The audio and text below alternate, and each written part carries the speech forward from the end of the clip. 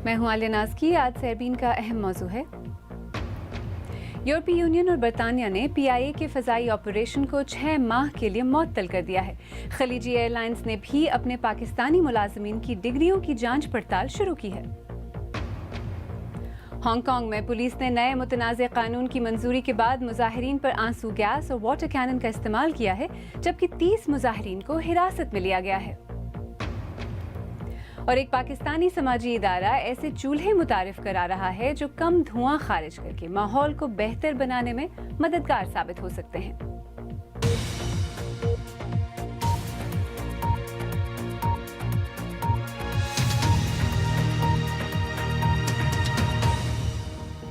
बरतानिया और यूरोपीय यूनियन एयर सेफ्टी एजेंसी की जानिब से पाकिस्तान इंटरनेशनल एयरलाइंस के यूरोपियन ममालिक के लिए फ़ज़ाई ऑपरेशन के इजाज़तनामे को 6 माह के लिए मुअत्तल कर दिया गया है। पायलट्स के लाइसेंसेस पर अपने तहफ़्फ़ुज़ात का इजहार करते हुए यूरोपीय यूनियन एयर सेफ्टी एजेंसी का कहना है कि PIA ने बताया है कि हुकूमत की जानिब से फ़राहम करदा फहरिस्त में मौजूद पायलट्स को ग्राउंड कर दिया गया है, लेकिन उसकी तशवीश इससे कम नहीं हुई है। इसी दौरान खलीजी ममालिक की एयरलाइंस भी अपने यहाँ काम करने वाले पाकिस्तानी मुलाजमीन की डिग्रियों की छानबीन कर रही है। मज़ीद तफसील के साथ कराची से रियाज सुहेल। एक माह पहले पाकिस्तानी कौमी एयरलाइन PIA के तैयारे के साथ पेश आने वाले हादसे की तहकीकाती रिपोर्ट ने पाकिस्तानी की कौमी एयरलाइन PIA और पाकिस्तान से लाइसेंस याफ्ता कप्तानों को एक कठिन इम्तिहान में डाल दिया है।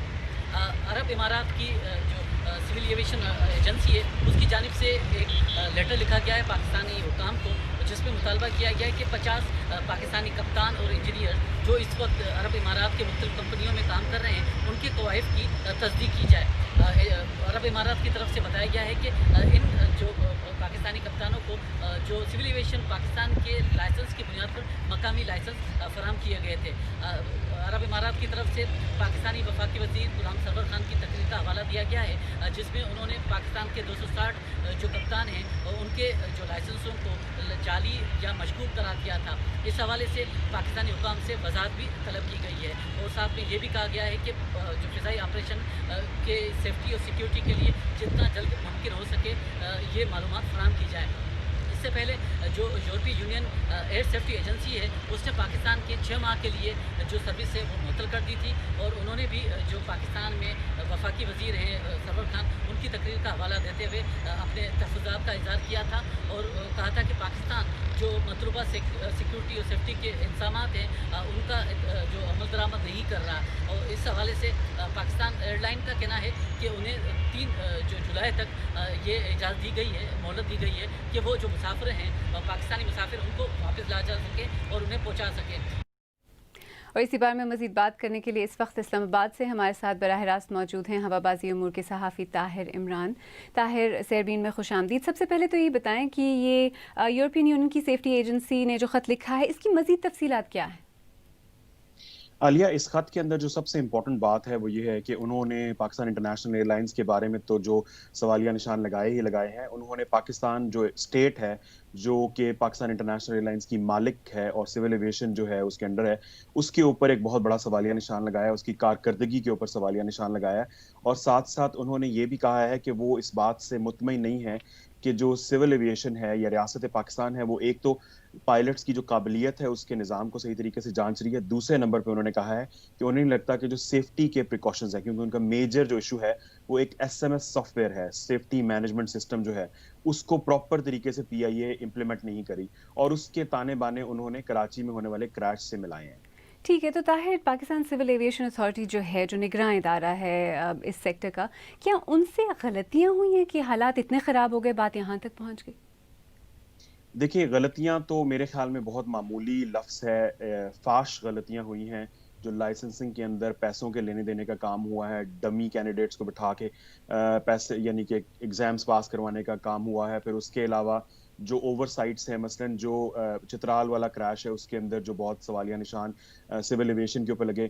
बुनियादी तौर पे सिविल एविएशन का काम है कि वो इन तमाम तैयारों की देखभाल करे, लोगों की काबिलियत की जांच पड़ताल करे, पायलट्स की health and safety, physical mental health का ख्याल रखे।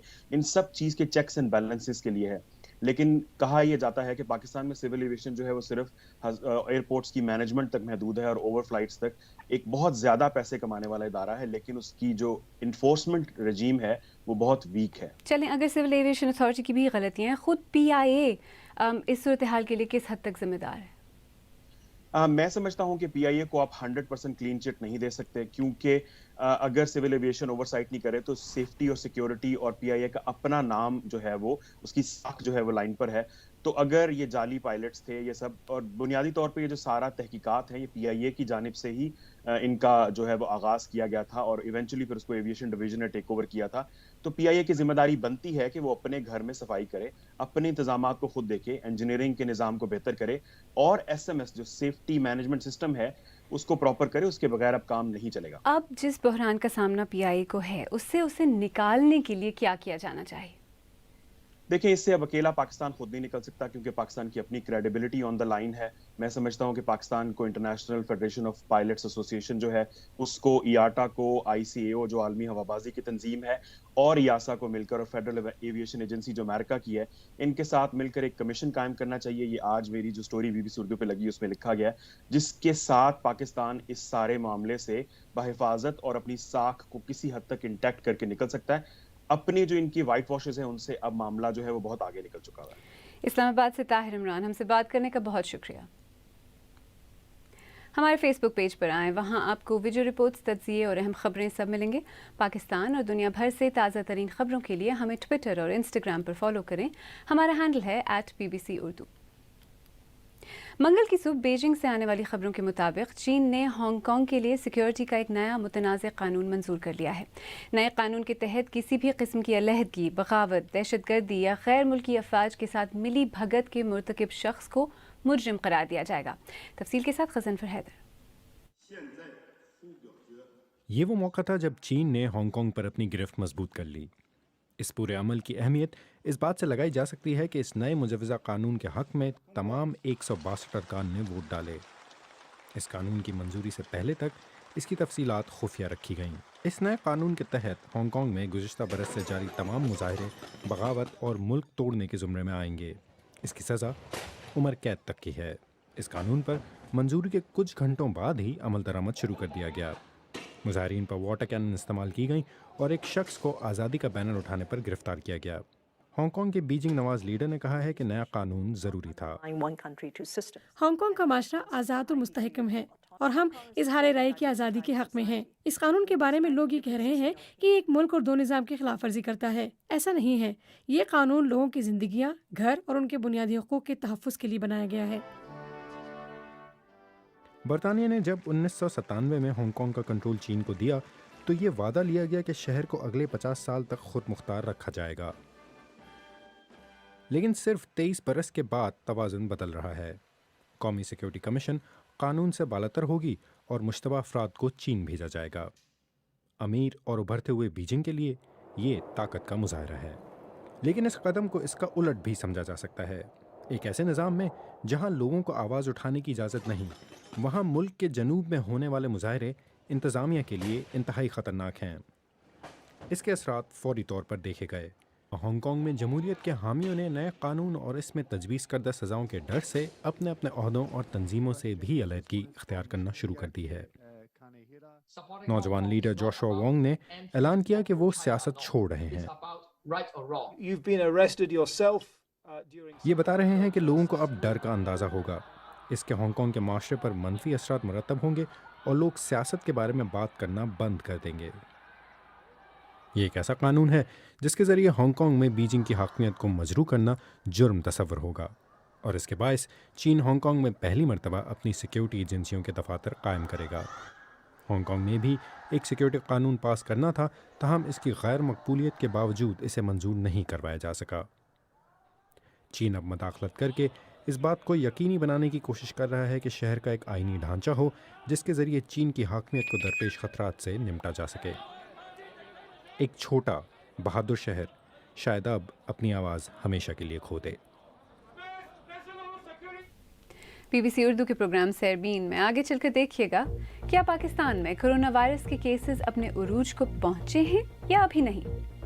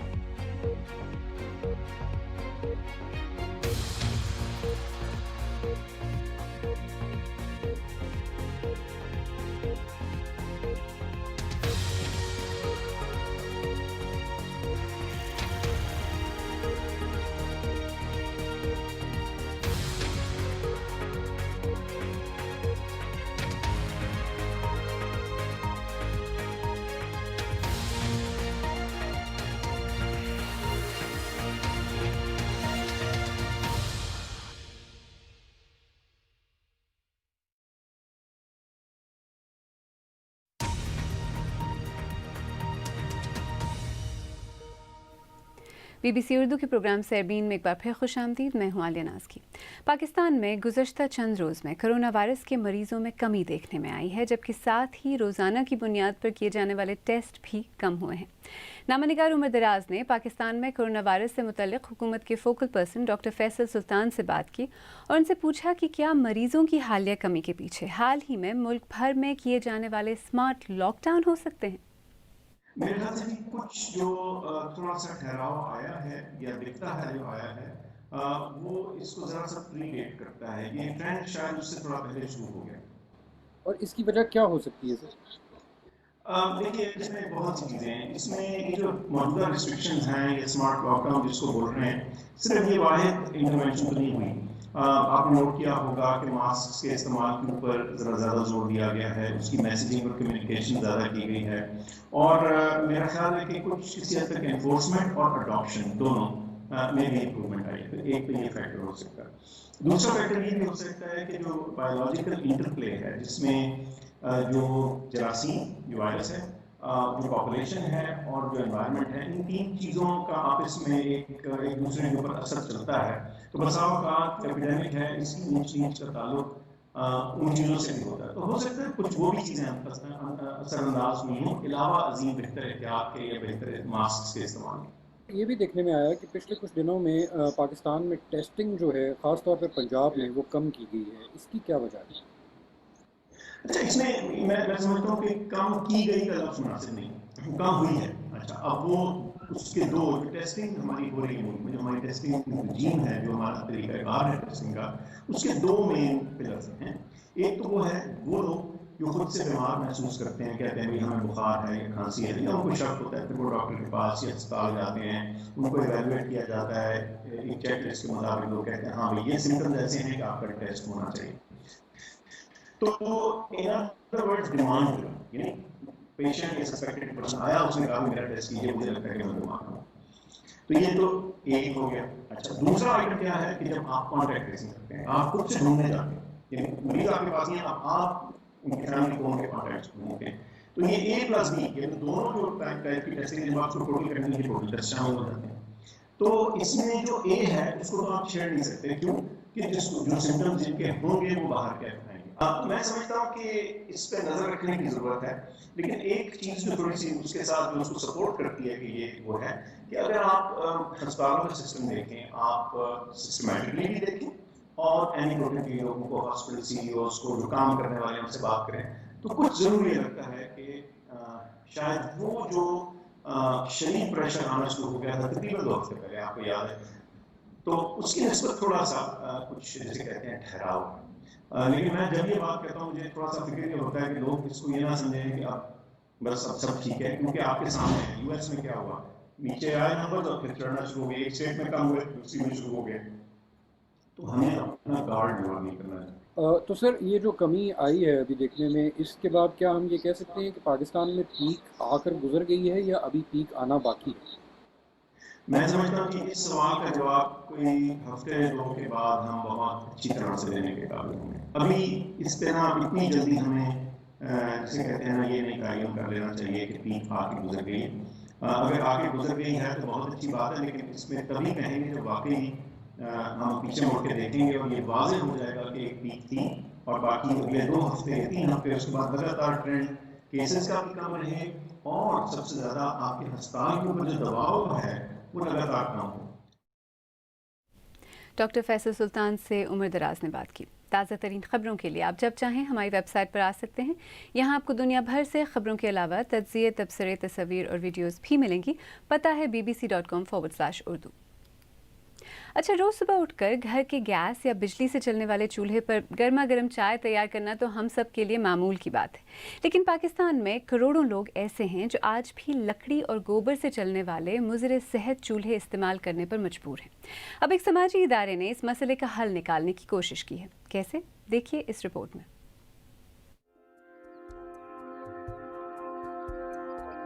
ایک اندازے کے مطابق پاکستان کے 1.5 کروڑ گھروں میں کھلی آگ پر کھانا پکایا جاتا ہے. مٹی اور سیمنٹ کے یہ چولہے ماحولیاتی آلودگی اور سانس کی مختلف بیماریوں کی وجہ بنتے ہیں، جبکہ لکڑی کے ایندھن سے چلنے والے چولہے جنگلات کی کٹائی کا باعث بھی ہیں. لیکن اب ایک پاکستانی سماجی تنظیم نے اس مسئلے کا حل نکالا ہے اور اسٹین لیس اسٹیل کا ماحول دوست چولہا تیار کیا ہے. غیر ملکی مصنوعات ہمارے کھانا پکانے کی ضرورت کو پورا نہیں کر پا رہی تھیں، جس کی وجہ سے ہم نے لگاتار 2 سال کی محنت کے بعد ایک اپنا بایو میس کوک اسٹوو تیار کیا، جو کہ ہمارے آف گریڈ علاقوں کے کھانا پکانے کی ضروریات کو پورا کرنے کے لیے ڈیزائن کیا گیا تھا. اس جدید چولہے کا مخصوص ڈیزائن توانائی کی بچت کے ساتھ ساتھ آلودگی پر قابو پانے میں بھی مدد دیتا ہے. ڈبل وال دھوئیں کو زیادہ دیر تک انگیٹھی کے اندر سرکولیٹ کرتی ہے اور لکڑی میں موجود تمام گیسز کو جلنے میں مدد دیتی ہے، جس کی وجہ سے درجہ حرارت بڑھتا ہے اور دھواں کم مقدار میں چمنی کے راستے سے خارج ہوتا ہے. اس طریقے سے لکڑی کم لگتی ہے اور کھانا جلدی بنتا ہے. یہ چولہے روایتی طریقوں کے علاوہ مقامی خواتین کے ذریعے بھی فروغ کیے جا رہے ہیں. وومن एंटरप्रेन्योर्स हमारे साथ कमीशन बेस्ड मॉडल पर काम करती हैं। वुमेन एंटरप्रेन्योर्स अपने इलाके में पहले से ट्रस्ट की जाती हैं या सोशल एक्टिविस्ट के तौर पर काम कर रही होती हैं या ऑलरेडी कोई ना कोई छोटा सा कारोबार अपने इलाके में कर रही होती हैं। समाजी तंजीम जान पाकिस्तान का दावा है कि उनके चूल्हे माहौलियाती आलूदगी कम करके इंसानी जिंदगियां बचाने का बाइस बन रहे हैं। हमारा एक चूल्हा सालाना 544 किलोग्राम कार्बन डाइऑक्साइड का अखराज फिजा में दाखिल होने से रोकता है और हर खाने पर 40% लकड़ी की बचत। जान पाकिस्तान के हर 33 चूल्हे की सेल पर हम एक ऐसी ज़िंदगी को बचा सकते हैं जो यकीनन सांस की मुख्तलिफ बीमारियों की वजह से दम तोड़ सकती थी।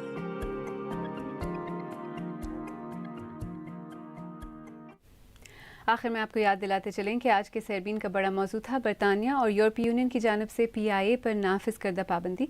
बरतानिया और यूरोपीय यूनियन एयर सेफ्टी एजेंसी की जानिब से पाकिस्तान इंटरनेशनल एयरलाइंस के यूरोपियन ममालिक के लिए फ़ज़ाई ऑपरेशन के इजाज़तनामे को 6 माह के लिए मुअत्तल कर दिया गया है।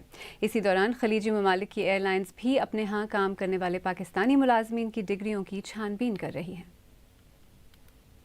आप मुझसे और हमारे दीगर साथियों से ट्विटर पर भी राब्ता कर सकते हैं। मेरा ट्विटर हैंडल है @AliaNazki। आज सरबीन में इतना ही। आप चाहें तो हमसे हमारे फेसबुक और ट्विटर पेजेस पर भी राब्ता कर सकते हैं। कल फिर हाजिर होंगे। तब तक ताज़ा तरीन खबरों के लिए हमारी वेबसाइट bbc.com/urdu देखते रहिए। आलिया नाज़की को अब इजाज़त दीजिए।